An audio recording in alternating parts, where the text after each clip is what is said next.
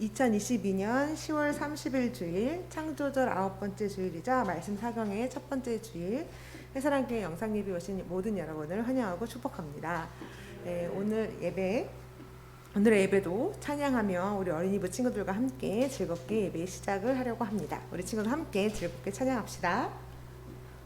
너와 나의 모습이 함께 찬양하겠습니다.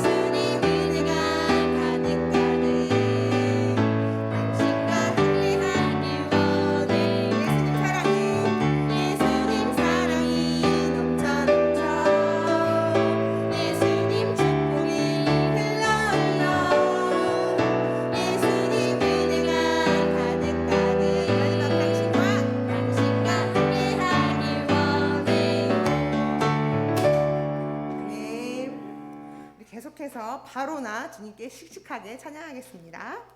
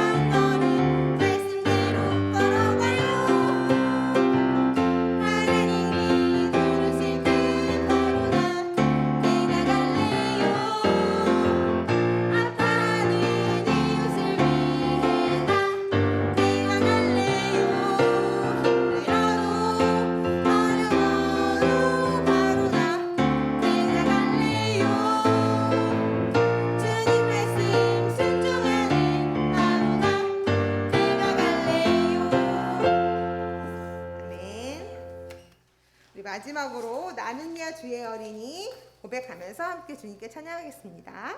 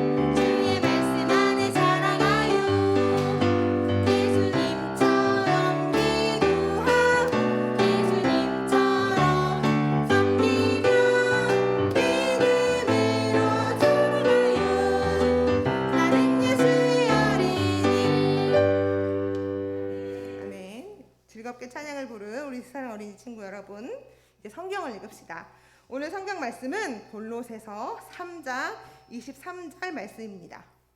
우리 함께 읽어보겠습니다. 무슨 일을 하든지 마음을 다하여 주께 하듯 하고 사람에게 하듯 하지 말라. 아멘. 우리 이제 말씀을 같이 나눌 겁니다. 말씀을 나누기에 앞서 우리 화면 너머로 있는 우리 친구들 함께 인사해 볼까요? 안녕하세요. 큰 소리로 인사해야 될 것 같아요. 안녕하세요. 네. 오늘은 10월 30일 주일로 10월의 5번째 주일이에요. 5번째 주일에는 집에서 가족들과 함께 예배를 드리잖아요. 교회는 아니지만 각자의 자리에서 하나님께 예쁘고 멋진 모습으로 예배 드렸으면 좋겠어요. 우리 친구들과 지난주에 공과 공부 놀이터 가기 전에 공과 안에서 성경을 외우는 것을 확인하는 시간을 가졌는데 선생님은 유치부 친구들과 함께 확인하는 시간을 가졌어요. 근데 우리 유치부 친구들한테 너무 어려워서 아무도 못 외웠으면 어떡하지? 라고 고민을 했는데 유치부 친구들이 멋지게 잘 외우더라고요. 그리고 예주 선생님께도 물어보니까 초등학생 친구들도 아주 잘 외웠다고 말해주었어요. 진짜 깜짝 놀랐고 정말 대단한 것 같아요. 그리고 눈치를 챈 친구들은 오늘 성경 말씀, 선생님이 읽은 성경 말씀이 우리 친구들이 외우는 그 말씀이잖아요. 아까 성경 읽을 때도 자막을 보지 않고 외운 말씀을 이렇게 말하는 친구들도 아마 있었을 것 같아요. 한 주 동안 잘 기억했다가 다음 주에 다시 만날 때 한 번 더 확인하도록 합시다. 네, 이제 말씀을 나누려고 하는데 우리가 말씀을 나누기 앞서서 함께 확인하는 것들이 있죠. 힘차게 한번 외쳐볼까요? 하나, 찬양을 즐겁게 불러요. 둘, 귀 쫑긋 말씀을 들어요. 셋, 마음 모아 기도를 해요. 우리 즐겁게 찬양을 부른 친구들 이제 귀를 쫑긋하고 말씀을 들어봅시다. 오늘 말씀은 아까도 같이 읽었듯이 골로새서 3장 23절 말씀이고 이 말씀을 가지고 맡기신 일을 열심히 해요 라는 제목으로 말씀을 나눌 거예요. 우리 친구들 잘 들어주세요. 선생님이 골로새 교회 이야기를 들려줄 거예요. 골로새라는 곳은 정말 아름답고 활기찬 도시였대요. 물건을 파는 사람들도 많고 사는 사람들도 많고 여행 올 사람들도 많았죠. 그 사이에 바쁘게 일하는 사람들도 많아서 언제나 시끌시끌 활기가 넘치는 곳이었대요. 오늘은 주일이에요. 많은 사람들이 교회에 가는 날이에요. 여기 그림 아래에 있는 사람들은 하인인데요. 하인들은 주인이 시키는 일을 하는 사람들이에요. 하인들이 조금 기분이 안 좋나 봐요. 무슨 얘기를 하나 들어볼까요? 저기 봐, 주인님도 교회에 왔어. 매일 나한테 열심히 일만 하라고 하니까 주인님이 너무 미워. 너네 주인도 그래? 그래서 나는 주인님이 지켜볼 때는 열심히 하는 척만 해. 혼자 있을 때는 일하지 않고 쉴 때도 많지. 너도 그렇게 일하는구나. 주인님들이랑 우리랑 똑같이 예수님을 믿는데 집에서는 너무 달라. 골로새는 사람들이 많고 아까 선생님이 시끌시끌한 동네라고 했잖아요. 그래서 하인들한테도 일이 엄청 많았어요. 힘이 드니까 꾀우를 부리는 사람들도 많았대요. 주인들이 자리를 비울 때나 보고 있지 않을 때는 대충 일만 했죠.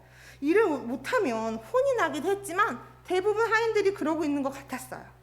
그러던 어느 날 골로새 교회에 바울 선생님이 편지를 보냈대요. 바울 선생님이 믿는 사람들이 일하는 방법은 어떤 건지 알려주었어요. 여러분 모두 잘 기억하세요. 우리는 모두 예수님을 위해 일하는 사람들이랍니다. 우리에게 맡겨진 일은 모두 예수님을 위한 일이랍니다. 주인님이 시키는 일을 열심히 하는 것은 예수님에게 열심히 하는 것과 같아요. 예수님이 하하하 웃으시도록 맡겨진 일을 열심히 하기로 약속해요. 바울의 편지를 읽고 사람들의 마음이 바뀌었어요. 내가 하는 모든 일이 예수님을 위한 일이래. 주인님이 맡겨주신 일도 예수님을 위한 일이니까 열심히 할 거야. 주인님이 있을 때나 없을 때나 똑같이 일해요. 이제 보고 있을 때나 보지 않을 때나 열심히 일하지요. 예전에는 일이 많다고 불평했지만 이제 불평하지 않아요. 예전에는 쉬엄쉬엄 게으름도 부렸지만 이제는 부지런히 일해요. 주님께서 다 아시니까요. 골로새 사람들은 주님께 하듯 맡은 일을 성실하게 일하기로 했대요. 골로새 교회 사람들은 바울 선생님으로부터 믿는 사람들은 어떻게 일해야 하는지 배웠어요. 모든 일을 마음을 다하여 죽게 하듯 해야 한다는 것을 말이에요. 그 일이 비록 주인이 시킨 일이라고 해도 말이죠. 우리가 하는 모든 일은 주님께서 우리에게 맡긴 일이에요. 그래서 바울 선생님 말처럼 마음을 다하여 주님께 하듯이 해야 해요. 맛있는 밥을 먹고 학교에 가고 어린이집에 가고 유치원에 가는 것, 또 열심히 공부하는 것, 친구들과 재미있게 지내고 잠도 잘 자는 거 말이죠. 주일에 교회 가서 기도도 하고 찬양도 하고 예배하는 것도 말이에요. 이 모든 일은 주님께서 우리에게 맡기신 일이에요. 우리 모두 주님께서 맡기신 일을 열심히 하도록 골로새 교회 사람들처럼 함께 약속해요. 우리 이제 기도합시다. 하나님 감사합니다. 골로새 교회에서 편지를 보낸 바울 선생님을 통해 예수님을 믿는 사람들은 어떻게 일하는지 배웠어요. 우리가 하는 것은 예수님께서 우리에게 맡기신 일이래요. 그래서 마음을 다하여 죽게 하듯 성실해야 한다는 것을 알게 되었어요. 하나님, 우리가 크고 작은 일을 할 때 혹시 하기 싫거나 힘들더라도 이 사실을 잊지 않고 말씀을 따라 마음을 다해 주님께 하듯이 열심히 할 수 있도록 도와주세요. 예수님의 이름으로 기도합니다. 아멘.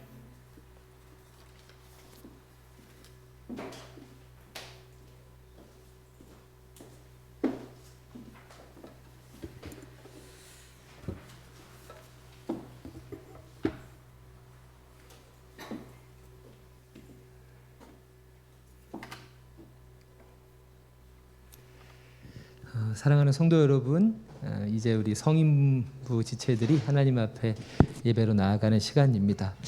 앞서 유채옥 간사님이 설명해 주신 대로 오늘은 지난 7월에 이어서 3개월 만에 만나게 되는 정교인 영상 예배 주간입니다. 저희가 가을이 되면서 회사의 업무량도 많아지고 또 일교차가 심해지면서 일상의 피로감도 높아지는 이때에 저희가 영상 예배를 만나서 안식하면서 각 가정에서 예배드릴 수 있는 것이 또 감사의 이유인 것 같습니다.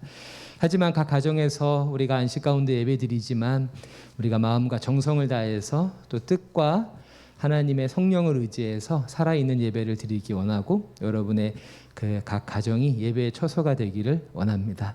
우리 함께 이 시간에 하늘 위의 주님밖에 찬양하시면서 우리의 힘과 우리의 도움이 오직 하나님께로부터 옴을 함께 기쁨으로 찬양하면서 고백하도록 하겠습니다.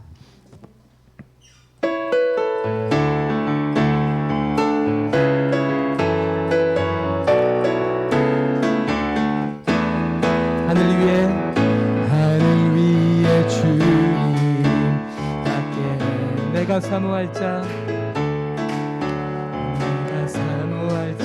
이 세상에 없네. 내 맘과 힘은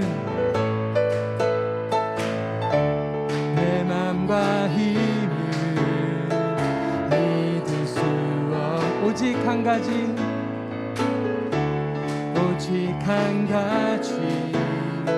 그 진리를 주는 나의 힘이요 주는 나의 힘이요 주는 나의 힘이요 영원히 주를 의지한 주는 나의 힘이요 주는 나의 힘이요 주는 나의 주를 의지하리 영원히. 우리 한 번 더 고백하겠습니다. 하늘 위에 주님께 그렇습니다. 내가 사모하는 분은 이 세상에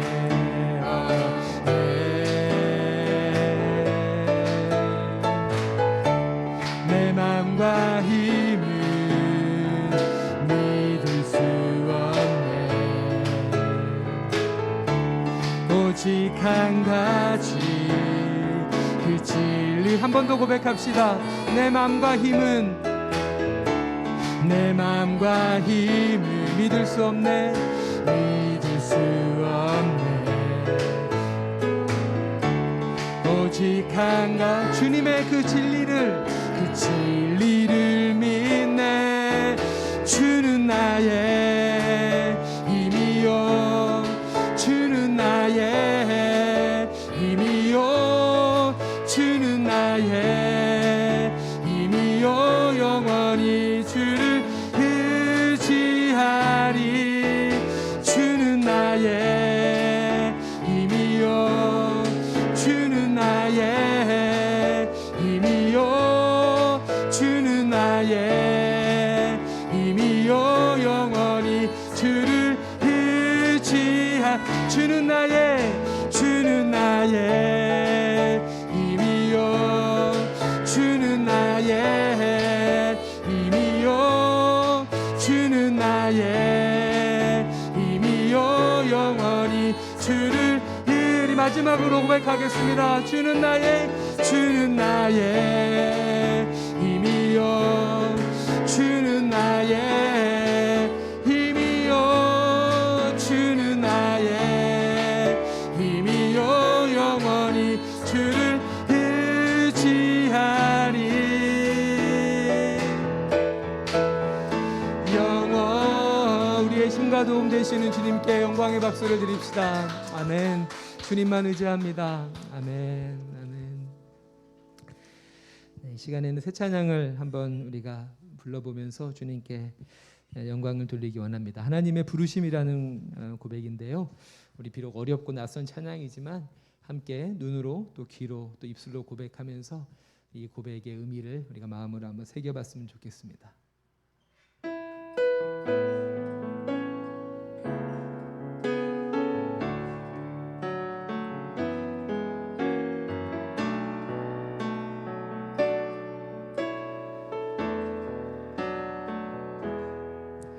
하나님의 부르심에는 후회하심이 없네. 내가 이 자리에 선 것도 주의 부르심이라. 하나님의 부르심에는 결코 실수가 없네. 나를 부르신 하나님의 신실하심을 믿네. 날 부르신 뜻 내 생각보다 크고 날 향한 계획 나의 지혜로 측량 못하나 가장 좋은 길로 가장 완전한 길로 오늘도 날 이끄심 믿네.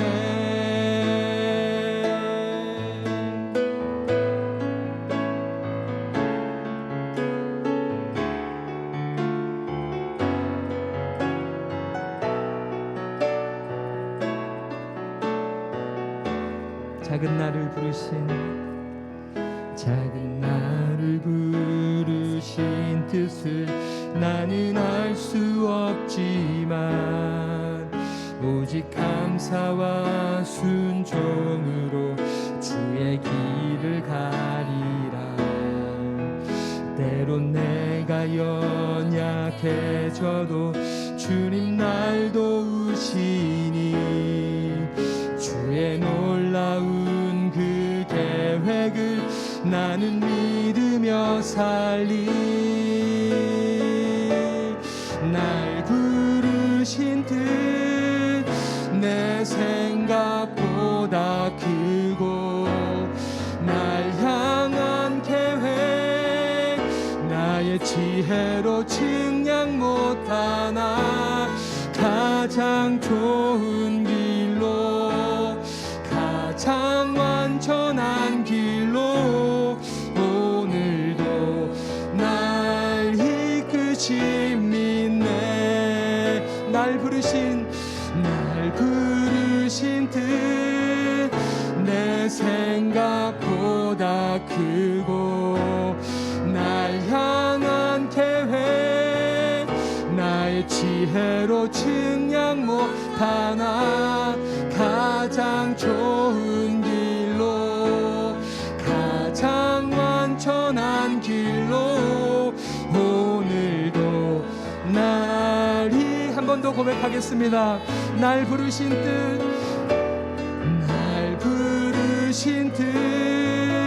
내 생각보다 크고 날 향한 계획 나의 지혜로 측량 못하나 가장 좋은 길로 가장 완전한 길로 오늘도 날 이끄심이네.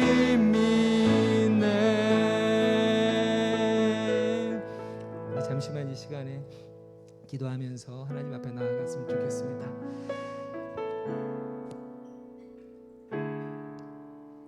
우리가 비록 지금 영상으로 예배를 드리지만 오늘 예배는 우리 말씀 사경의 3주차 예배입니다. 물론 평상시 2주차 예배입니다. 평상시 주일 예배도 우리가 신령과 진정으로 마음과 뜻을 다해서 주님 앞에 예배하지만 하나님께서 우리에게 허락하신 이 말씀 사경에는 우리가 조금 더 깨어서 조금 더 각성해서 또 더 하나님 앞에 집중해서 하나님의 부르신 뜻을 헤아리고 또 지금 내가 서 있는 이 자리에서 하나님께 헌신하며 또 감사와 순종으로 하루하루를 살아가는 것이 이 말씀 사경회를 통해서 주님께서 우리에게 원하고 바라는 것일 줄 믿습니다. 우리 이 시간에 하나님 우리가 각 가정에 흩어져 예배드리지만 우리 각자 있는 그 자리에서 하나님의 음성을 하나님의 부르심을 하나님의 뜻을 더 깊이 깨닫게 해주십시오. 특히 나 자신뿐 아니라 흩어져서 예배드리는 우리 모든 성도들이 각자의 자리에서 하나님 앞에 가까이 나아가고 하나님의 그 부르심을 더 깊이 깨닫는 그런 흩어져 있지만 같은 은혜 같은 하나님의 음성을 듣고 깨닫는 그런 시간 되게 해주십시오. 우리 같이 이 시간에 자신을 위해서 중보하면서 함께 잠시 기도하도록 하겠습니다. 하나님 아버지 감사드립니다. 저희들이 종교인 영상 예배 주간을 맞아서 우리 사랑하는 성도들이 각 가정에서 흩어져서 예배드립니다. 하지만 주님 오늘은 말씀 사경의 2주차 주일입니다. 하나님께서 우리에게 특별하게 허락하신 이 2022년 말씀 사경회를 통해서 하나님 비록 우리가 영상 예배이지만 각 가정에서 흩어져서 조금은 자유롭게 조금 편안하게 예배드리지만 우리의 영이 깨어서 우리 영이 더욱더 각성해서 또 하나님 앞에 더욱더 긴장하고 하나님께 더욱더 집중해서 목사님을 통해서 또 예배를 통해서 성령께서 우리 마음에 들려주시고자 하는 그 음성을 저희들 듣기 원합니다. 하나님 저희들이 귀를 기울일 때 하나님의 음성을 저희들에게 들려주시고 나를 향한 주님의 그 뜻을 깨닫고 우리를 향한 그 주님의 부르심의 뜻을 우리 모두가 발견할 수 있도록 도와주옵소서. 나 자신뿐 아니라 우리 흩어져 있는 모든 성도들을 위해서 기도합니다. 그들이 있는 그 예배의 자리에 그 가정 예배의 처소에 성령께서 아버지 함께 하셔서 나만 우리 각 개인만 하나님의 음성을 듣는 것이 아니라 우리 온 성도들이 하나님의 부르심을 깨닫고 우리가 다시 만났을 때 한 고백으로 하나님께 감사하며 더욱더 주님께 나아갈 수 있는 그런 시간 될 수 있도록 아버지 함께해 주시옵소서. 주님을 찬양하며 주님께 감사드립니다. 감사합니다.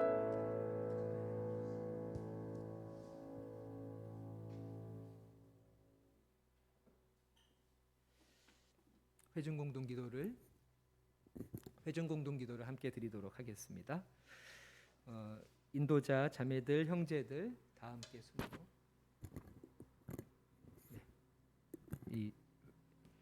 기도하도록 하겠습니다. 마이크를 좀 켜주시죠. 네, 됐습니다.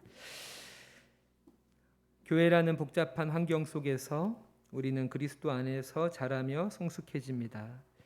그러나 교회는 힘든 곳입니다. 그래서 많은 그리스도인이 교회를 다니다 그만둡니다. 교회의 못난 면까지도 다 수용하면서 다니는 사람보다는 교회에 아예 나가지 않거나 간혹 나가는 그리스도인이 아마도 더 많을 것입니다. 실제로 교회에는 못난 면이 많습니다. 그렇다면 왜 교회를 고집할까요? 짧게 대답하면 성령이 교회를 죽음의 나라에 존재하는 하늘의 식민지로 세우셨기 때문입니다. 예수님께서 이 땅에서 시작하신 하나님의 나라를 지키기 위해 성령께서 세우신 전략의 핵심이 바로 교회입니다. 교회는 그 나라의 완성된 모습이 아니라 그 나라가 있음을 보여주는 증거입니다. 힘들어도 교회를 포기하지 않는 것은 온갖 죽음이 신문의 머리기사를 장식하는 세상에서 예수의 생명을 믿고 거기에 동참하겠다는 의도적인 선택과 행동입니다. 아멘. 이 시간에 이치봉 성도님께서 모두 얻드리는 기도를 영상으로 드려주시겠습니다.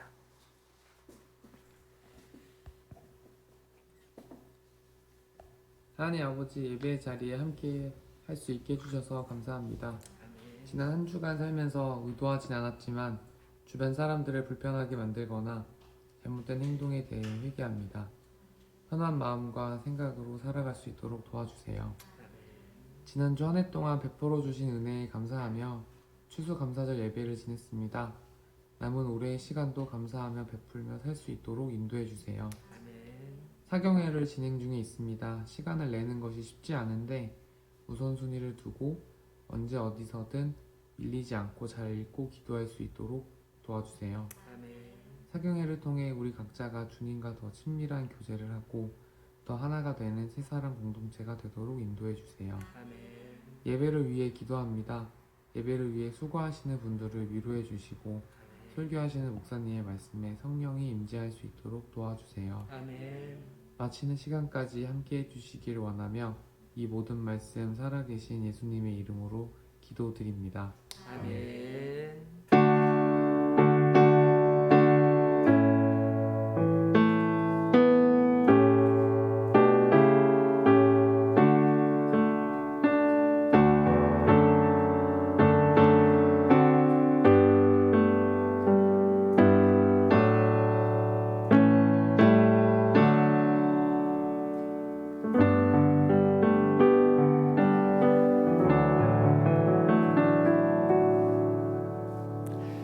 찬송가 222장 우리 다시 만날 때까지 함께 찬양 드리겠습니다.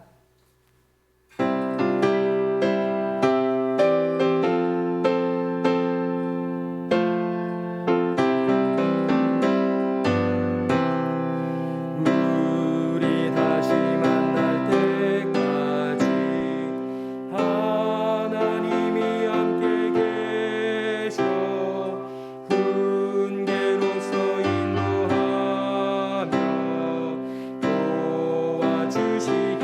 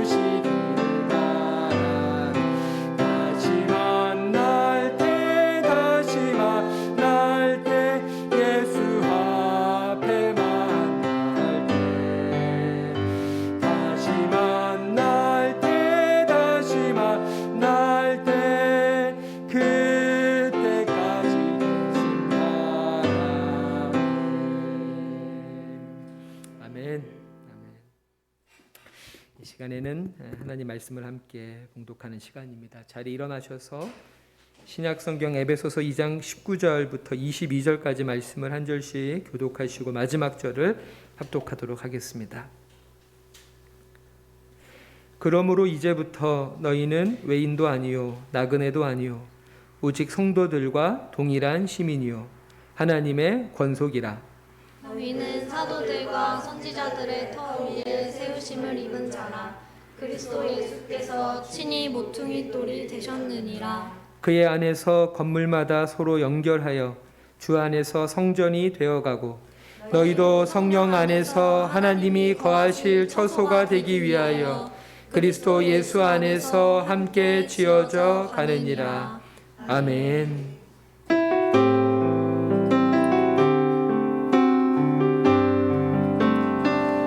주께서 주신 모든 말씀이 내 영과 삶을 새롭게 하네.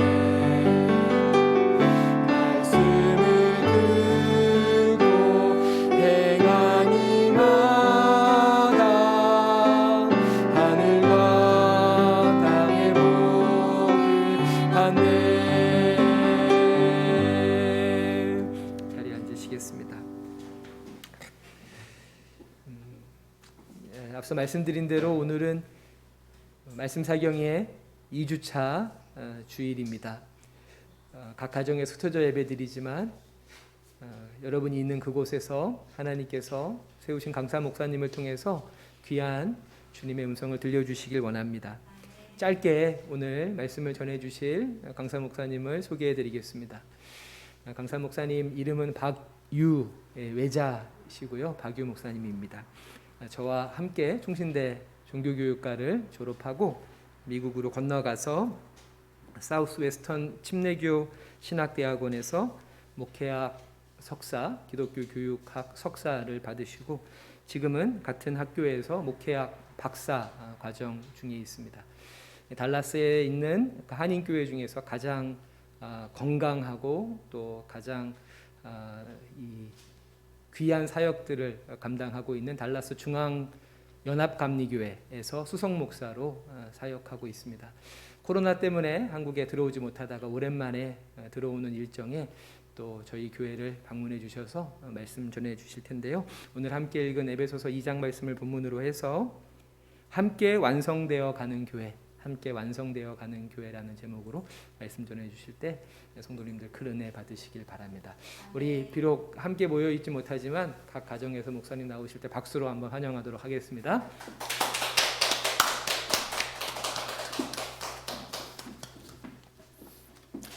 네, 오랜만에 인사드리는 것 같습니다. 딱 만 6년 만에 함께 와서 말씀을 나누는데 또 이렇게 귀한 말씀 사경에 불러주시고 말씀을 나눌 수 있는 은혜 주셔서 하나님께도 감사하고 또 새사랑교회 우리 이수경 목사님, 박창규 목사님 또 모든 성도님들께 감사드립니다. 제가 잠깐 기도하고 말씀 전하도록 하겠습니다.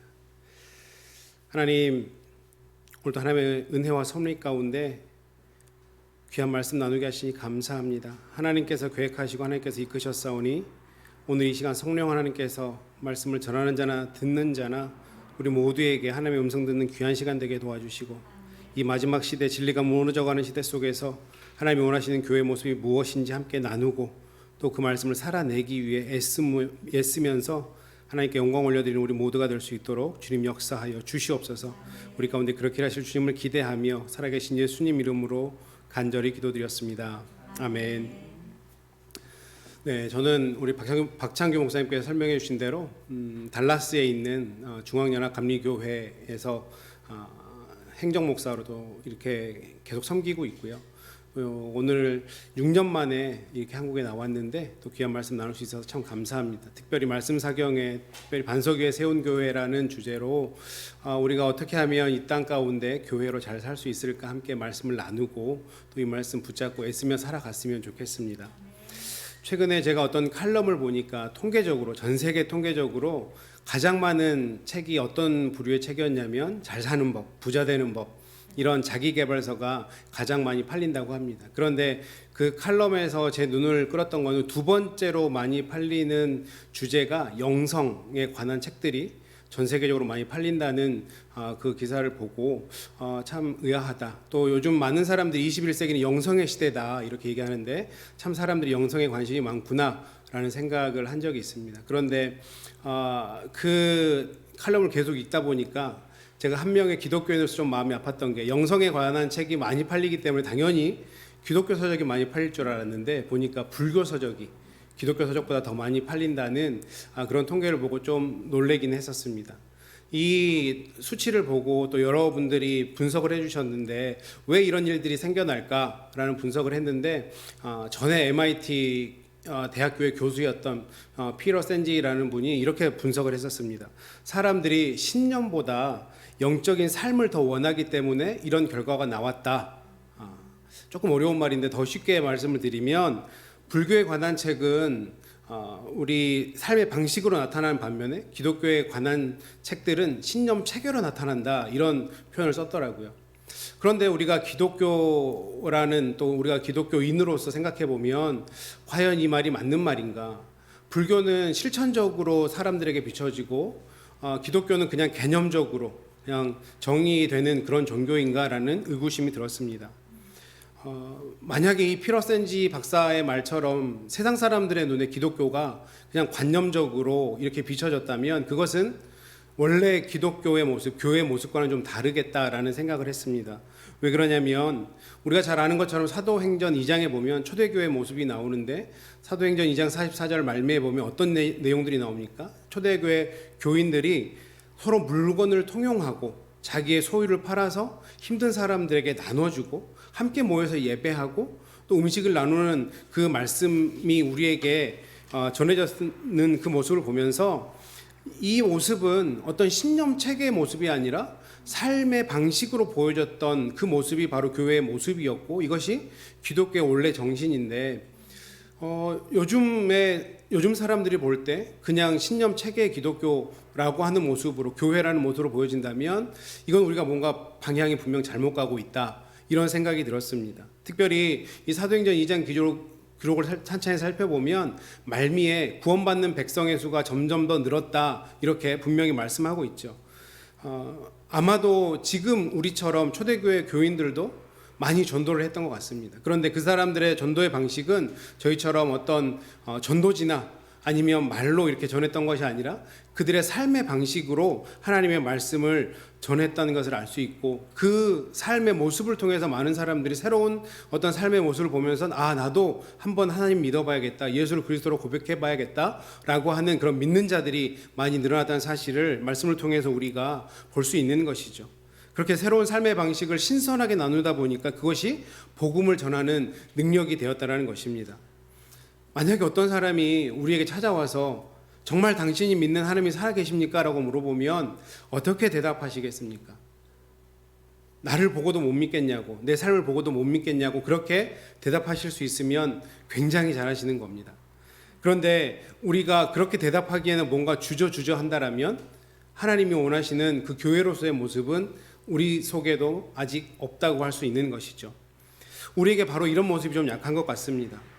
우리 교회 안에 참 많은 이론도 있고 성경 공부도 있고 또 2000년의 전통과 역사를 자랑하는 잘 다듬어진 교리들도 교회 안에 많이 있습니다. 그런데 우리가 이것을 가지고 세상 사람들에게 나아갈 때는 오히려 딱딱한 공동체의 모습으로 그저 신념 체계의 모습으로 비춰줄 수밖에 없다라는 것이죠. 조금 더 거슬러 올라가서 예수님이 이 땅 가운데 사역하셨을 때 모습을 봐도 동일합니다. 예수님은 하나님 나라를 전파하셨을 때 그냥 교리로 전파하신 것이 아니라 삶의 모습으로, 삶의 방법으로 우리에게 하나님 나라를 전파하셨습니다. 물론 말씀을 통해서 우리에게 보여주셨지만 그것 말고도 분명히 삶의 모습으로 우리에게 하나님 나라를 전하셨는데 그 예가 마태복음 11장에 보면 나옵니다. 마태복음 11장 초반에 보면 세례 요한이 이 예수님에 대해서 아주 잠깐 의심하는 장면이 나옵니다. 11장 2절과 3절 말씀에 보면 요한이 옥에서 그리스도께 하신 일을 듣고 제자들을 보내어 예수께 여짜오되 오실 그이가 당신이오니이까 우리가 다른 일을 기다리오리까? 세례 요한이 제자들 오게 있기 때문에 제자들을 보내서 예수님께 물었습니다. 구약에서 오신다고 하는 그 메시아가 당신이 맞습니까? 아니면 당신이 아니고 다른 사람입니까? 예수님 입장에서는 지금 굉장히 중요한 순간입니다. 세례 요한은 예수님의 완벽한 우군이었죠. 그런데 지금 이 사람이 예수님을 의심하고 있는 겁니다. 이 질문에 자칫 잘못하거나 잘못 대답을 하면 많은 제자들이 잃게 될지도 모르는 그 상황에 예수님께서 어떻게 대답을 하셨는지 보면 마태복음 2장 11장 4절 이하의 말씀에 예수께서 그 세례 요한의 제자들이 이렇게 얘기합니다. 너희가 듣고 본 것을 요한에게 가서 전해라.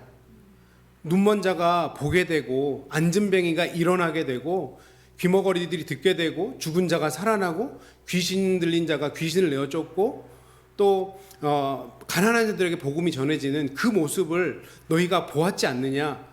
삶의 방식이 달라진 것을, 그 삶이 변한 것을 너희가 보았지 않느냐? 이것이 답이다 라고 말씀하셨던 거죠.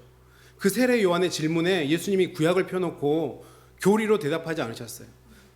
이때 온다고 약속했던 그가 나다 라고 이렇게 대답하지 않으셨고 삶의 실제적인 변화를 보여주면서 내가 그가 맞다라고 예수님이 대답하신 거죠. 실제로 이 사람들이 이렇게 변화되었으니 내가 예수가 맞다라고 대답하신 것입니다.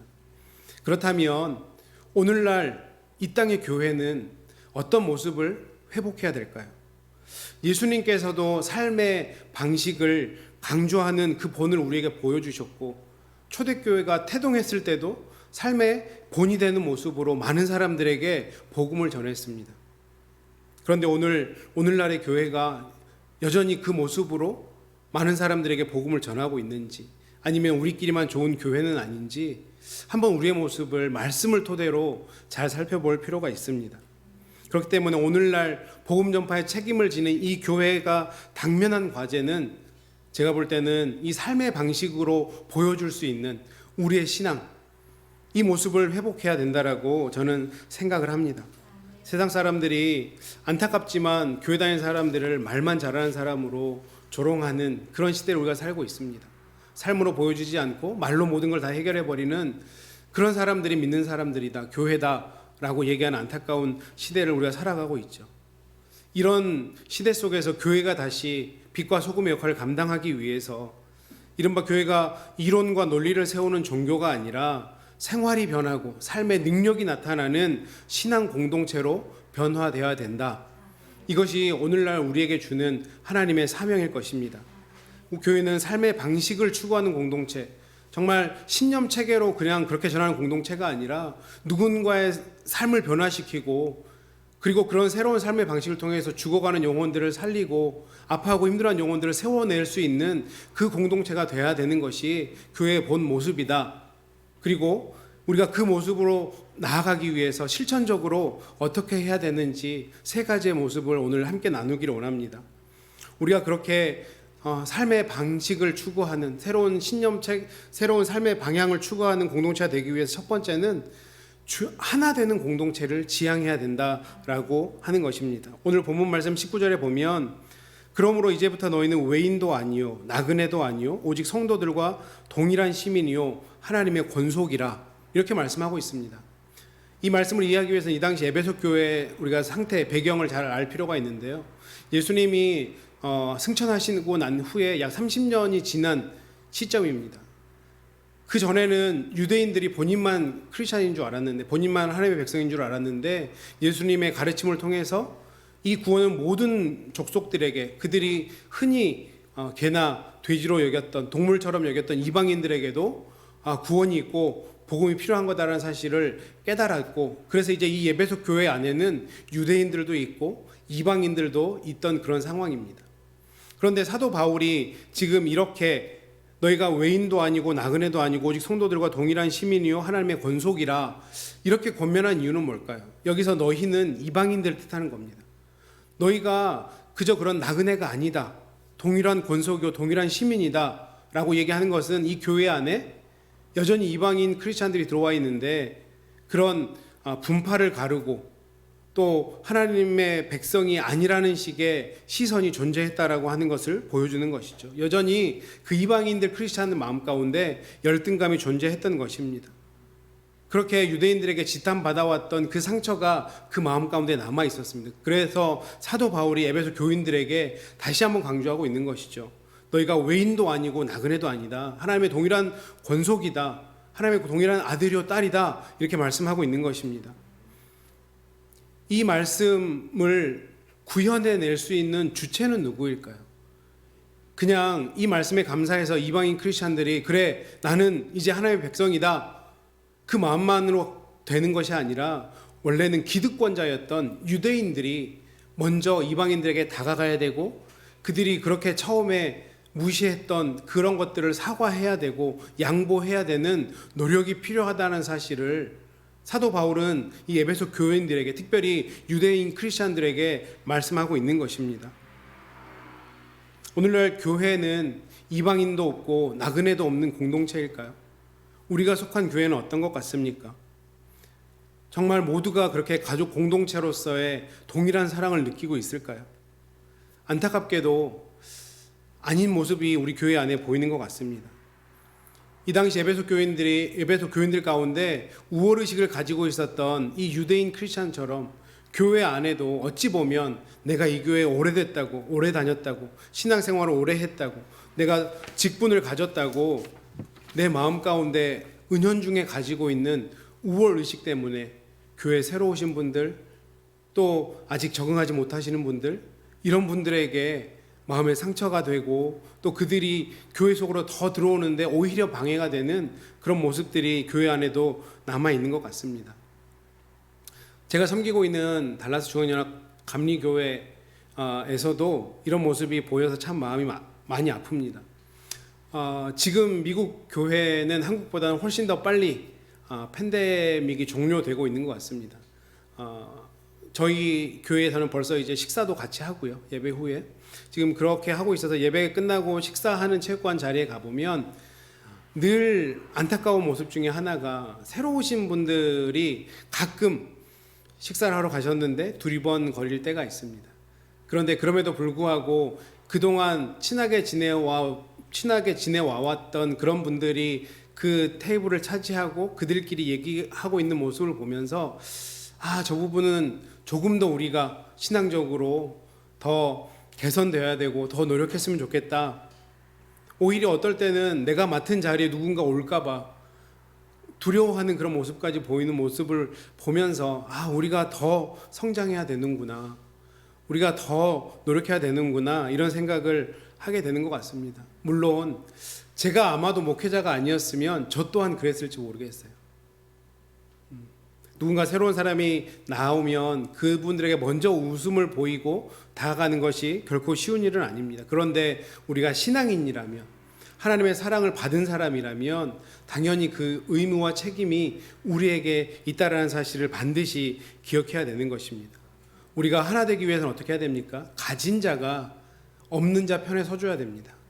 고난이 있는 자가 고난이 없는 자 편에 서줘서 내가 조금은 손해보더라도, 내가 조금은 양보하더라도 그렇게 서줄 때 우리는 하나가 될 수 있는 것입니다. 이것이 바로 삶으로 나타내는 신앙인의 모습이고 교회의 모습이 될 것입니다. 물론 그렇게 하는 것이 결코 쉽지 않음을 너무나 잘 알고 있습니다. 하지만 우리가 그렇게 해보려고 몸부림은 쳐야 될 것 같습니다.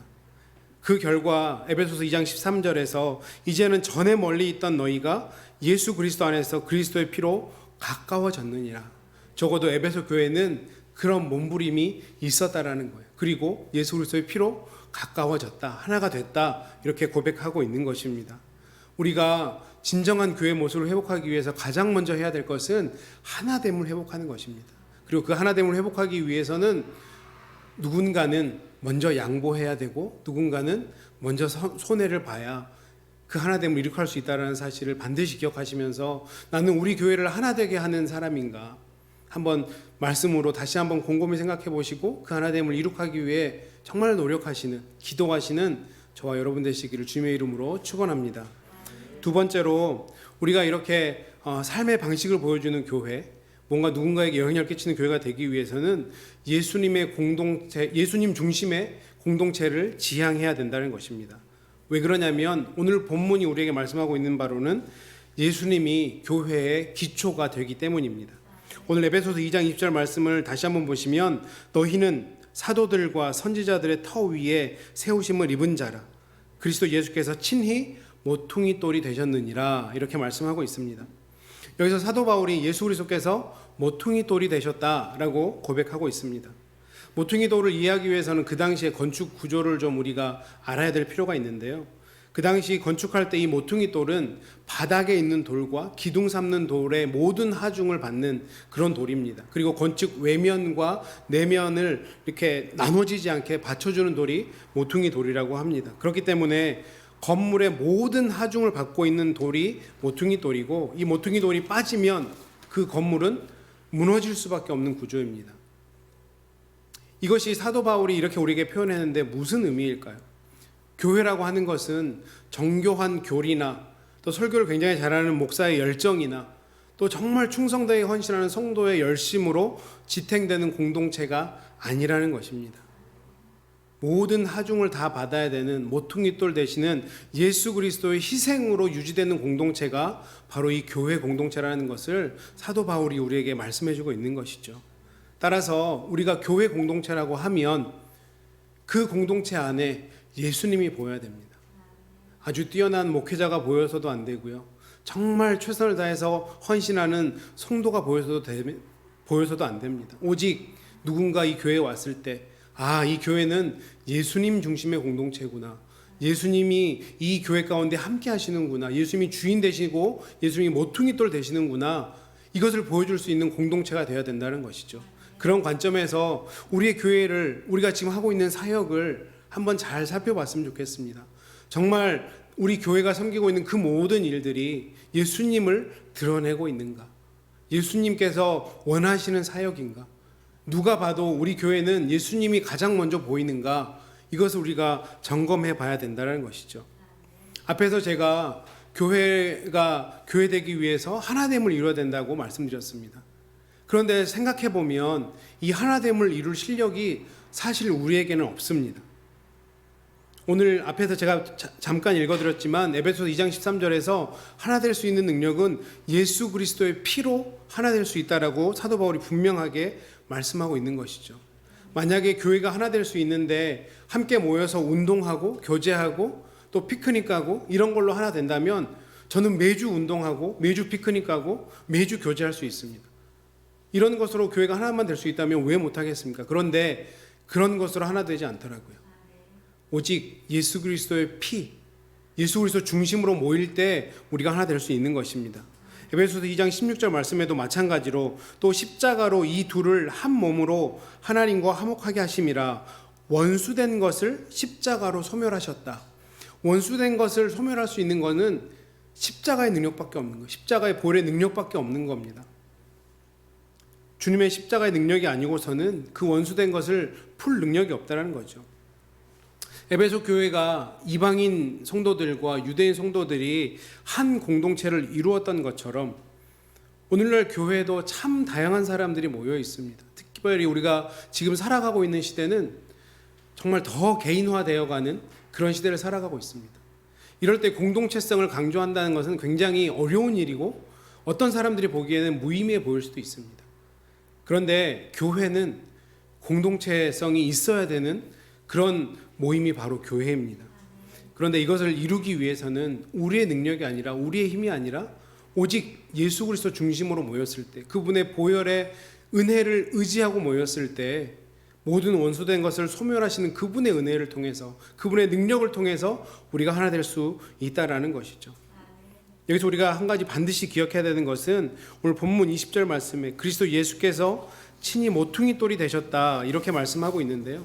여기서 모퉁이돌이 되셨다 할 때 이 동사가 현재 분사 구조입니다. 헬라어로 보면 근데 이 현재 분사는 어떤 뜻이 있냐면 지금 과거의 어떤 시점에서 시작해서 지금도 진행 중임을 뜻할 때 이 현재 분사를 쓰는데요. 이것을 의미하는 것은 무엇이냐면 예수님께서 모퉁이돌이라는 그 사실이 바울이 선포했던 이때도 마찬가지였고 지금도 예수님이 모퉁이돌이 되어야 이 교회가 존재할 수 있다는 것을 말씀하고 있는 것이죠. 바울 시대에만 예수님께서 교회 모퉁이돌이 되셨다는 것이 아니라 현재에 이르도록 그리고 앞으로도 예수님께서 모퉁이돌이 되셔야 이 교회가 교회다울 수 있다. 이 교회가 계속해서 성장해 나갈 수 있다. 이것을 말씀하고 있는 것입니다. 그렇기 때문에 우리가 한 사람의 목회자이든 성도이든 반드시 주의해야 될 것이 있는데, 그것이 무엇이냐면 자기가 교회의 모퉁이 돌이 된 것처럼 행세하는 것입니다. 그것은 하나님이 싫어하는, 예수님이 싫어하는 가장 악한 짓입니다.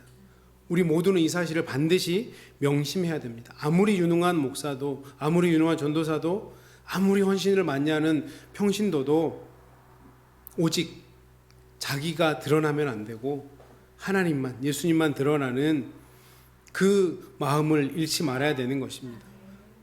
사실 우리 한국 교회가 겪고 있는 대부분의 문제를 보면 여기서 기인하는 것 같습니다.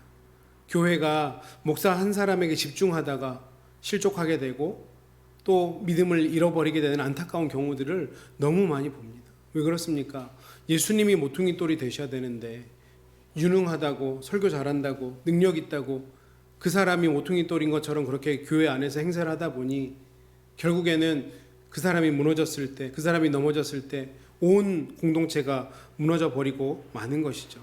그렇기 때문에 우리가 한 사람의 크리스찬으로서, 한 사람의 믿는 자로서 하나님 앞에 가는 그 순간까지 노력해야 되는 것이 무엇이냐면 내가 스스로 내가 섬기는 교회 모퉁이 돌인 양 하지 않는 것입니다. 내가 오직 예수님만 드러낼 수 있는, 그렇게 예수님 중심으로 모이는 공동체가 될 때 누가 들어와도 이 교회는 예수님이 중심이구나, 예수님이 보이는구나, 그런 공동체가 될 때 정말 우리 누군가에게 삶의 본을 보일 수 있는 교회 공동체가 될 수 있다는 사실, 예수님 한 분만이 모퉁이 돌이라는 그 사실, 그리고 그 모퉁이 돌을 중심으로 우리는 모여야 된다는 그 사실을 잊지 말고 신앙생활 하시는 저와 여러분 되셨으면 좋겠습니다. 마지막으로 우리 교회가 진정 하나님 원하시는 교회가 되기 위해서 마지막으로 노력해야 될 점은 무엇이냐면 함께 성장해 나가는 공동체가 되어야 된다는 것입니다. 오늘 본문 21절과 22절을 다시 한번 읽어드리겠습니다. 그의 안에서 건물마다 서로 연결하여 주 안에서 성전이 되어가고 너희도 성령 안에서 하나님이 거하실 초소가 되기 위하여 그리스도 예수 안에서 함께 지어져 가느니라. 아멘. 저는 이 말씀이 너무 좋았어요. 함께 지어져 간다. 함께 지어져 간다. 이 함께 지어져 간다라는 것이 무엇을 전제로 하고 있냐면 아직 미완성 상태라는 겁니다. 아직 미숙한 상태라는 거예요. 지어져 가고 있다라는 거죠. 공사 중이라는 얘기입니다. 그렇기 때문에 우리는 이 땅에 있는 모든 교회의 미성숙함에 대해서 실망하면 안 됩니다. 교회가 왜 이래? 그럴 수 있습니다. 그럴 수밖에 없습니다. 왜냐하면 우리는 지금도 공사 중이고 지어져 가고 있기 때문입니다. 우리는 원래 그런 상태일 수밖에 없습니다. 그렇기 때문에 우리가 부끄러워해야 되는 것은 뭐냐면 지금 우리가 미성숙한 이 모습을 부끄러워해야 되는 것이 아니라 성장하지 않고 있는 모습이 있다면 그 모습은 우리가 부끄러워해야 됩니다. 목사라고 해서 또 전도사라고 해서 신실한 리더라고 해서 완전한 사람이 아닌 것은 너무나 잘 알고 있습니다. 우리 모두는 죄성을 가진 불완전한 존재들입니다. 그렇기 때문에 누구도 100% 믿으면 안 됩니다. 우리 성도님들에게 부탁드립니다. 목사 믿지 마십시오. 우리 박창규 목사님, 이수경 목사님 너무 훌륭하고 신실하고 정말 제가 본받을 만한 목사님이지만 그럼에도 불구하고 목사 믿으면 안 됩니다. 우리가 믿을 분은 오직 하나님밖에 없는 것이죠. 이런 측면에서 우리가 한 가지 기억해야 될 것이 뭐냐면 목사도 연약한 존재이기 때문에 때로는 실수할 수 있고 그런 목사들을 용납해 주실 필요가 있습니다. 그런데 한 가지 용납하면 안 되는 것이 있는데 그것이 무엇이냐면 성장하지 않는 것입니다. 올해보다는 내년에 말씀을 연구하고 말씀을 전하는 것이 더 성장해 있어야 되고요. 성도님을 사랑하고 성도를 섬기는 것이 더 성장해 있어야 됩니다. 비단 이것은 목사들만 해당되는 이야기는 아니라고 생각합니다. 성도님들도 하나님을 더 사랑하고 말씀을 사랑하고 더 기도의 자리에 나가는 것, 이웃을 더 사랑하는 것, 또 내 주변을 더 섬기는 것, 이런 것들이 더 성장해 나가야 된다는 것이죠. 이것이 우리가 하나된 공동체로서, 교회로서 보여줘야 될 모습이라는 것입니다. 우리가 함께 지어져 가는 것.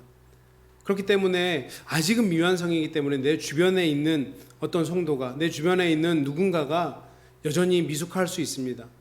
기다려주고 용납해주고 격려해주고 이것이 교회 안에서도 필요하다라는 거죠.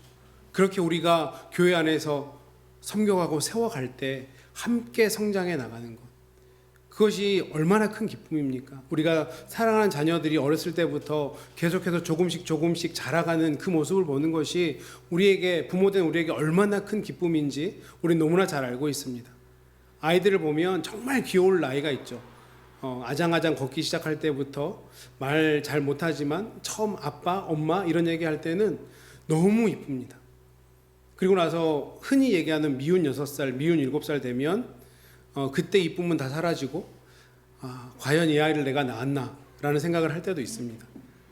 그 어렸을 때가 이쁘다고. 그런데 내 아이가 자라지 않고 10년이 지나고 20년이 지나도 그 상태로 있다라면 부모님 마음이 좋겠습니까? 성장하지 않으면 병들어 있는 겁니다. 우리가 그것을 알아야 돼요. 교회도 성장하지 않으면, 내가 자라나지 않으면 병들어 있다는 사실을 한 번쯤은 말씀을 통해서 반추해 볼 수 있어야 되는 것이죠. 나는 지금 성장해 나가고 있는가? 내 주변에 있는 성도들과 내 주변에 있는 지체들과 함께 그렇게 때로는 웃고 때로는 울면서 때로는 다투도 가면서 그렇게 날마다 조금씩 성장해 나가고 있는가? 우리의 모습을 잘 살펴봤으면 좋겠습니다. 이걸 어떻게 분별할 수 있느냐? 주변에 있는 분들에게 솔직하게 물어보십시오. 배우자에게. 작년보다 내가 올해 하나님을 더 사랑하는 것 같냐? 내가 성도를 더 사랑하는 것 같냐? 내가 교회를 더 사랑하는 것 같냐? 물론 그러다가 다툼이 생길 것 같으면 물어보지 마시고요. 내가 믿을 만한 사람에게 반드시 물어보십시오. 그래서 내년에는 더 노력했으면 좋겠다, 이런 답변이 있으면 함께 기도하면서 세워가고 또 그렇게 발전해 나가는 거죠. 우리는 미성숙한 존재들입니다. 하지만 그 미성숙한 존재로 그저 남아있으면 안 되고요. 그래도 어제보다는 오늘, 오늘보다는 내일 조금 더 자라갈 수 있는 공동체로 노력해야 된다는 사실을 반드시 기억하셨으면 좋겠습니다.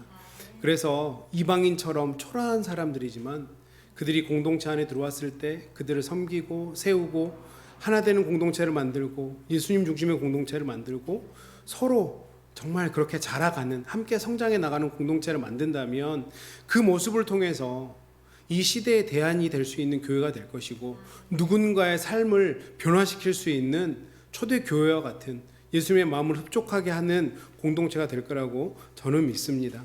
그리고 사랑하는 새사랑교회 성도님들은 당연히 그렇게 하실 수 있을 거라고 저는 믿습니다. 제가 비록 멀리 떨어져 있지만 새사랑교회를 위해서 항상 함께 기도하고 있습니다. 또 새사랑교회 사역하시는 모습들을 보면서 늘 도전받고 또 항상 기쁨 안에 있습니다. 정말 잘하고 계시고요. 지금처럼 계속해서 나아가신다라면 정말 이 시대에 또 다른 대안이 되고 또 다른 희망이 될 수 있는 교회라고 저는 생각을 합니다. 그리고 계속해서 기도할 것입니다. 우리 새사랑교회를 통해서 하나님 이 지역을 변화시키고 하나님의 나라와 열방을 변화시키는 놀라운 일들을 행하실 텐데, 그렇게 하기 위해서 다시 한번 말씀으로 우리를 점검해 보면서 우리가 더 하나 되는 공동체를 만들어 나가시고 예수님 중심의 공동체로 만들어 나가시고, 그리고 너와 내가 함께 성장해 나가는 그런 공동체가 되어서 하나님을 기쁘시게 해드리고, 우리가 또 언젠가 다음에 만났을 때 더 성장한 모습으로 서로의 모습을 통해서 도전받을 수 있고 또 기쁠 수 있는 저와 여러분 되시기를 주님의 이름으로 축원합니다. 기도하겠습니다. 하나님 감사합니다. 부족한 종이 두렵고 떨리는 마음으로 주의 말씀을 함께 나누었습니다. 성령 하나님께서 우리 마음 가운데 꼭 필요한 그 말씀들을 나에게 주신 레마의 말씀으로 심기워 주시고, 이 말씀 붙잡고 우리의 손으로 발로 살아냄으로 말미암아 정말 우리가 하나님 원하는 모양으로 한 걸음 한 걸음 나아가고 하나님 원하시는 모습의 교회로 그렇게 날마다 성장해 나갈 수 있도록, 함께 자라나가는 공동체 될 수 있도록, 그래서 누군가를 살리고 누군가를 세우는 아름다운 공동체 될 수 있도록 주님 함께하여 주시옵소서. 우리 가운데 그렇게 일하실 주님을 기대하며 살아계신 예수님 이름으로 간절히 기도드렸습니다. 아멘.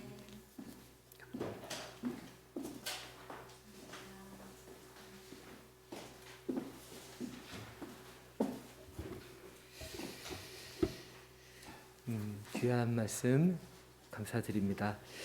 박유 목사님은 6년 전에 저희 교회 설교로 모시고 다시 아주 오랜만에 모셨는데 그 사이에 많이 성장하신 것 같습니다. 성장한 모습으로 다시 만나 뵙게 돼서 감사드리고 우리의 만남이 계속되기를 원합니다. 이 시간에 내가 주인 삼은 함께 찬양 드리시면서 우리 각자 자리에서 준비하신 예물 주님께 봉헌하시고 찬양 뒤에는 잠시 오늘 들은 말씀 기억하면서 또 기도하는 시간도 갖도록 하겠습니다.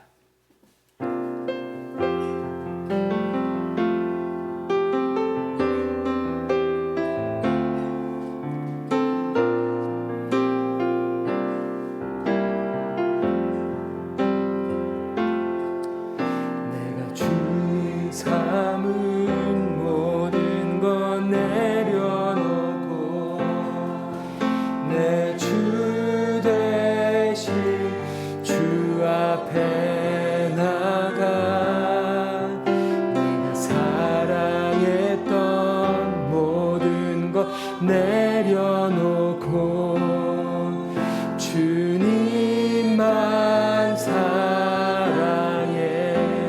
내가 주인 삼은 모든 것 내려놓고 내 주 대신 주 앞에 나가 사랑했던 모든 것 내려놓고 주님만 사랑해. 주 사랑 거친 풍랑에도 깊은 바다처럼 나를 잠잠케 해. 주 사랑 내 영혼의 반석 그 사랑 위에 서리. 주 사랑 거친 풍랑에도 주 사랑 거친 풍랑에도 깊은 바다처럼 나를 잠잠케 해. 주 사랑 내 영혼의 반석 그 사랑 위에 서리. 이 시간에 잠시 한번 기도하기 원합니다. 오늘 강사 목사님을 통해서 우리들에게 들려주신 하나님의 말씀을 우리가 기억하면서 지금 우리의 교회의 모습을 돌아보고 또 내가 하나님 말씀대로 행하고 하나님의 뜻에 순종하며 나아가기를 원한다고 함께 기도했으면 좋겠습니다. 하나 되는 공동체가 될 수 있도록 또 예수님만이 모퉁이 돌 되시는 예수님이 중심 되시는 예수님이 드러나는 교회가 될 수 있도록 무엇보다 우리가 함께 성숙하고 성장해가는 함께 완성되어져 가고 함께 지어져 가고 함께 건설되어져 가는 그런 교회가 될 수 있도록 불완전함을 서로 용납하고 수용하면서도 그 자리에 안주해 있는 것이 아니라 자라나기를 힘쓰고 또 우리를 자라게 하시도록 은혜 주시고 말씀으로 우리를 새롭게 하시는 그 하나님의 능력으로 우리가 변화되고 새롭게 되고 그렇게 성숙하면서 더욱 하나 되며 예수님을 나타낼 수 있는 그런 새사랑교회 그런 공동체가 될 수 있도록 이 시간에 같이 한번 기도하도록 하겠습니다. 하나님 아버지, 오늘 이 말씀 사경의 2주차 예배를 통해서 주님께 사랑하시는 강사 목사님을 통해서 우리들에게 귀한 은혜의 말씀 허락하여 주시니 주님 감사를 드립니다. 하나님 아버지, 우리 이번에 말씀 사경의 주제가 반석 위에 세운 교회입니다. 하나님, 당신은 교회를 반석 위에 세우셨습니다. 하나님, 당신은 교회를 지식 위에 세우지 않고 당신은 교회를 세상의 자랑 위에 세우지 않으시고 하나님께서는 교회를 이 땅의 어떤 것들 위에 세우지 않으시고 영원한 만세반석 되시는 예수 그리스도 위에 하나님의 말씀 위에 세우셨습니다. 하나님, 다시금 우리가 해사랑 교회를 돌아보면서 하나님의 말씀에 비추고 우리의 교회를 다시 한번 성찰하고 돌아보기 원합니다. 하나님, 에베소 교회처럼 해사랑 교회가 나그네와 외인과 이방인과 또 하나님 모든 이들이 하나님 안에서 하나 되어지는 교회가 될 수 있도록 주님의 사랑이 우리 성도들 마음에 하나님 가득하게 하여 주옵소서. 우리 공동체 안에 소외된 이들이 없도록, 우리 공동체 안에 하나님 아버지 하나 되지 못하는 이들이 없도록 우리가 사랑으로 권면하고 아버지 우리가 그들에게 주님의 사랑으로 다가갈 수 있는, 또 내가 가진 것들을 나눌 수 있는 아버지 그런 사랑의 실천이 있는 교회가 될 수 있도록 역사해 주옵소서. 하나님, 우리 교회의 모퉁이 돌이, 우리 교회의 모든 짐과 또 우리의 모든 죄와 우리의 모든 근심을, 그 모든 죄의 짐을 가중을 받으신 예수님만이 모퉁이 돌 되시는 교회가 되기 원합니다. 목회자가 아버지 이 교회의 짐을 지는 교회가 되지 않기 원합니다. 일부 성도들의 헌신이 이 교회의 모퉁이 돌 되지 않기 원합니다. 오직 예수님이 우리 교회의 모퉁이 돌 되게 하여 주시고 예수님이 드러나고 예수님이 중심 되시는 교회가 될 수 있도록, 주님만의 영광이 나타나는 교회가 될 수 있도록 아버지 함께해 주옵소서. 하나님, 또한 저희들이 함께 자라나기 원합니다. 농부 대신 하나님께서 씨앗을 뿌리시고 물을 주시고 또 하나님 자라날 수 있도록 아버지 구원의 진리의 빛을 비춰주시는데, 아버지 우리가 불완전하게 머물러 있다면, 우리의 믿음이, 우리의 인격이 또 예수님의 형상이 우리 안에 회복되지 않고 있다면, 하나님 우리가 이 말씀 사경회를 통해서 다시금 변화와 성숙과 새로움의 모습으로 더디어갈 수 있도록 아버지 역사해 주옵소서.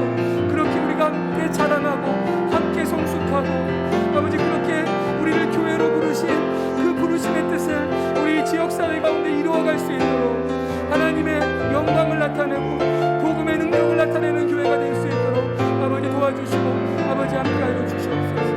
그렇게 주님의 뜻이 우리를 통해 드러나기 원합니다. 하나님의 사랑 안에 우리가 잠잠히 거하며 세상의 도전과 세상의 유혹 앞에 아버지 우리가 넉넉히 이겨낼 수 있는, 쓰러지지 않고 무너지지 않는 교회가 될 수 있도록 반석 위에 세운 하나 되고 예수가 모퉁이 돌 대신에 함께 자라나는 교회가 될 수 있도록 아버지 다스려 주시옵소서. 함께 해주시옵소서.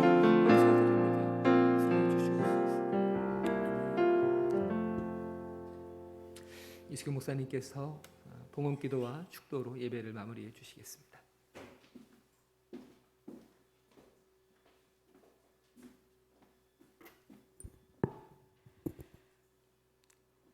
기도드리겠습니다. 하나님, 오늘 저희들의 예배를 기쁘게 연락하여 주시고 각각 흩어져 있다 할지라도 마음을 모아서 하나님을 향하게 하여 주시니 감사합니다. 하나님께서 우리 새사랑교회 귀히 보시고 자비와 긍휼을 베풀어 주셔서 사경회를 열게 하여 주시고 오늘 두 번째 박유 목사님을 통하여 귀한 생명의 말씀을 저희들에게 밝혀주시니 참으로 감사드립니다.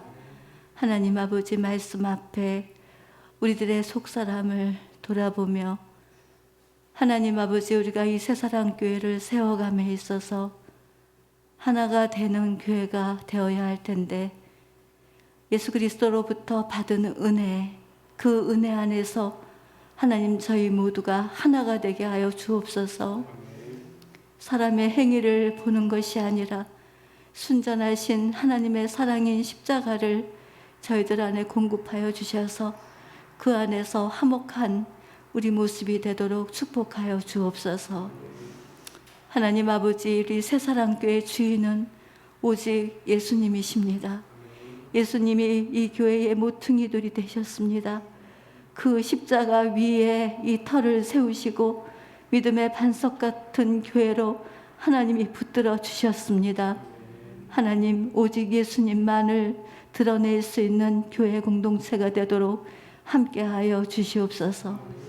하나님 아버지, 우리 새사랑 공동체 안에는 믿음이 어려서부터 또 장성하여 분량에 이르는 공동체가 우리 지체들이 되기도 하지만 연약한 지체들 있고 또 믿음에 부유한 지체들이 있습니다. 우리 서로 함께 붙잡아 주면서 지어져 가도록 성숙시켜 주시옵시고 또한 성장케 하여 주셔서 복음으로 온 세상의 빛을 드러낼 수 있는 아름다운 공동체가 되도록 하나님 은혜를 베풀어 주시옵소서. 하나님 의지합니다. 하나님 오늘도 주신 말씀에 감사하고 또 예배를 드리면서 우리의 마음이 하나님을 향하고 있다는 그 증거로 주님 앞에 귀한 예물 주님 손에 올려드립니다. 하나님 이 예물을 기쁘게 받아 주시옵시고 하나님 이 예물이 교회를 든든하게 세워가며 이 땅 위에 가난하고 소외되고 연약한 이웃들을 향하여 사랑으로 흘려보내는 예물이 될 수 있도록 축복하여 주시옵소서. 지금은 우리를 죄에서 구속하여 주신 예수 그리스도의 은혜와 우리 아버지 하나님의 영원하신 사랑하심과 성령 하나님 아버지의 위로교통 감동 감화하심이 우리 새사랑교회 주일학교 어린이들과 우리 새사랑교회의 모든 성도들 위에 또한 오늘 말씀으로 생명의 말씀을 전해주신 우리 박유 목사님과 그의 가족들과 섬기시는 교회 위에 이 나라와 이 민족 안에 세계 열방 가운데 이제로부터 영원히 함께 하시기를 간절히 축원합니다. 아멘.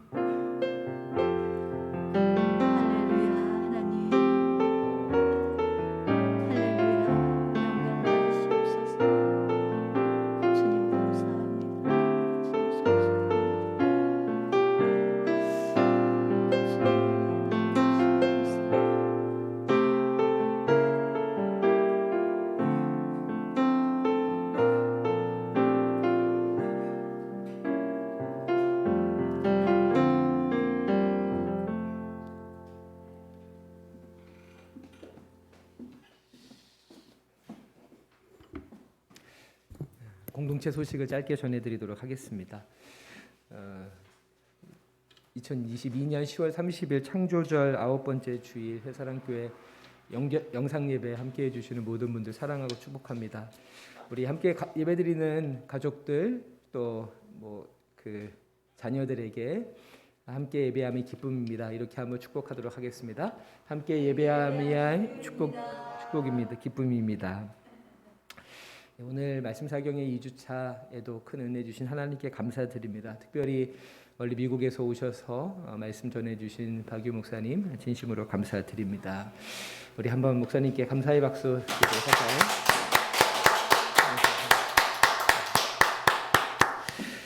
강사님이 오시면 주로 이제 교회에서 식사를 대접하고 하는데 오늘은 강사님이 저희 예배드리는 인원들 식사를 대접해 주셨습니다. 오늘 영의 양식뿐 아니라 육의 양식까지도 넉넉하게 공급해 주셔서 감사드립니다. 다음 주에는 횃불 트리니티 대학 신학대학원의 조직신학 교수로 계시는 김진혁 교수님이 말씀을 전해 주십니다. 저희 지금 한 20명 가까운 지체들이 김진혁 교수님 책을 읽으면서 또 사경의 해에 주중 프로그램들을 이어가고 있는데요. 다음 주일에는 김진혁 교수님과 같이 도시락으로 식사를 한 후에 티타임을 가지면서 간단히 질문과 대화의 시간을 가지려 합니다. 혹시 책을 읽지 않으시는 분들도 그 시간에 참여하실 수 있으니까요. 참여해 주시고 저희가 도시락으로 식사를 할 것이기 때문에 주중에 아마 수량 파악을 위해서 단톡방에 도시락을 드실 분들 신청을 받을 텐데요. 주저하지 말고 신청해 주시기를 바랍니다. 다음 주일 식사는 이제 신유와 신서와 가정에서 베풀어 주십니다. 공동체와 함께 감사의 마음 나누고 싶으신 분들은 홈페이지에 있는 공동체 계좌로 헌금해 주시면 저희가 그 비용은 적립해서 주일 점심 식사 비용으로 저희가 사용하도록 하겠습니다. 예배의 기준으로는 내일이고요. 그리고 예배 녹화 기준으로는 3일 뒤에 우리 김소정 자매 생일 있습니다. 기억해서 축하해 주시고 11월 달에는 저희 특히 어린이부들의 생일이 많이 있습니다. 11월 9일 박하늘 어린이, 그리고 11월 27일 서하준 어린이가 있고요. 그리고 중간에 11월 19일에는 조혜진 성도님 또 생일이 있습니다. 우리 기억해서 우리 하나 되는 교회로서 성도들의 귀 빠진 날을 같이 축하해주고 존재를 함께 기뻐해주는 일들이 여러분의 삶 속에 가득하기를 바랍니다.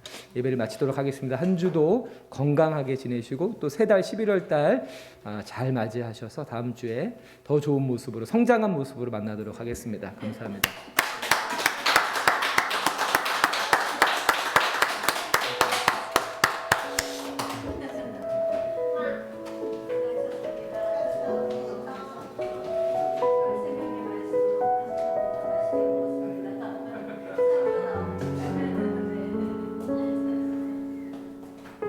네.